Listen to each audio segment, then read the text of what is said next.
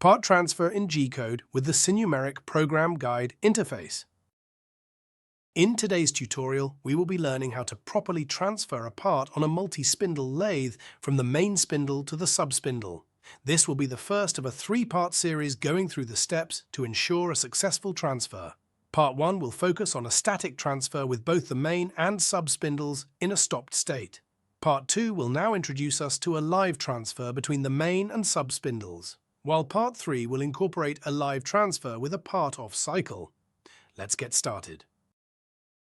A multi-spindle lathe is typically made up of three primary parts: a main spindle, sub-spindle, and a turret. In a traditional production lathe, the main spindle is fixed and seen on the left side of this image. The sub-spindle, however, can move and is mounted on an additional Z-axis. The turret will also move in an X, Z, and sometimes Y-axis direction. It is important to take note of the machine zero location. It is critical when working out the offsets required for a part handoff that your machine has been commissioned by the OEM with machine zero at the face of the main spindle. Before we get into the layout of our part in the spindles and exactly how we plan to handle our transfer, it is first necessary to make sure we know the proper M codes to control our chucks. This can vary significantly between OEMs, so please refer to your OEM's documentation for these codes. An additional way to discover the M codes is shown here. Press the menu Select button and choose Setup to enter the machine parameters area. Now press Machine Data and then Channel MD. Once in the Channel MD screen, you can use the search function to search for machine parameter 52250. Select OK, and you will see the 6 critical M codes for part transfer. M131 will open the main chuck when the spindle is stopped, and M231 will do the same on the sub-spindle chuck. M132 and M232 allow opening while the spindles are running, while M130 and M230 will close the chucks. At this stage in the process, it makes sense to lay out the part gripping strategy. Here, see the available Excel worksheet that aids in the planning for a part transfer. The green cells require direct input from the part programmer, while the red cells are auto-calculated for us. In this example, we will be transferring an initial 100 mm part from the main to the sub. OP1 will machine 2 mm from the face. We will then transfer a 98 mm part to the sub-spindle and then machine an additional 2 mm off the back. Our finished part will be 96 mm. The most critical calculations from this tool is the work coordinate values for our G540 on the main and our G550 on the sub. Now that we have our work offset values, we can enter them directly into the control.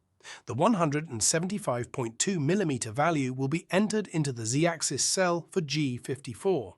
The 801.8 mm value will be entered into the Z-axis cell for G55. The other important setting is the mirror function in the G55. By selecting this function, all negative cutting will be toward the chucks. This allows for the same tool paths to be used on both the main and the sub-spindles. This is a perfect time to analyze the steps needed in the program to properly transfer the part. In the safety line, we ensure that G54 is active. Now we will do the traditional steps when machining a part in the main spindle. Send the turret to a safe location, load the turning tool, start the spindle, and cut the part. Ready for the transfer, we must first park the turret in a safe location. It is great practice to ensure there is no part left in the sub-spindle before the transfer begins. Open the sub-spindle with M231 and stop the main spindle with M1 = 5. Orient the two spindle to ensure jaw alignment. Positioning of the sub-spindle will be done with G0ZS2 = 325. This moves to an initial location just in front of the part. Feed to the transfer location specified in the worksheet.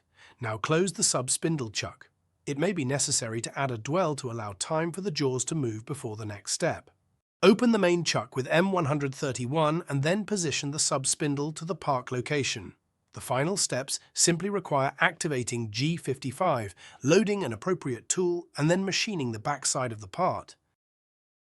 It's now time to put it all together.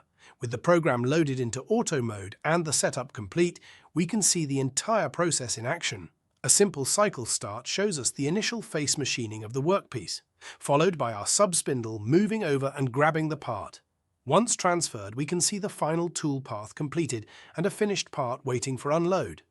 By simply learning the appropriate M codes, setting up the part layout in the Excel worksheet, and then applying the process in a similar program structure, even you can learn to successfully transfer a workpiece from one spindle to another.